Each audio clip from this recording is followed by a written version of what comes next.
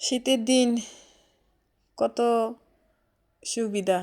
তরকারি রাঁধলে সহজে নষ্ট হয় না, ভাত রাঁধলেও নষ্ট হয় না। আর গরমের দিন 2-3 ঘন্টা পরে ভাত নষ্ট হয়ে যায়।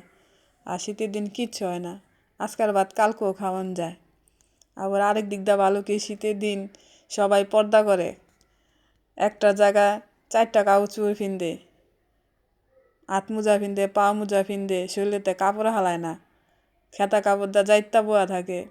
আর গরমের দিন শরীরে ঠিক মতন কাউচুকুরি রাখে না, ওরে গরম, খালি গরম গরম করতে থাকে। কারেন্ট গেলে তো রাস্তা সব বাইরে জায়গা, আর ওখানে কারেন্ট গেলেও কেউ করতে পারে না, চুপ করে ঘরেই বোয়া থাকে। কত সুন্দর দিন শীতের দিন। আপনার করতে কেমন লাগে শীতের দিন বলবেন।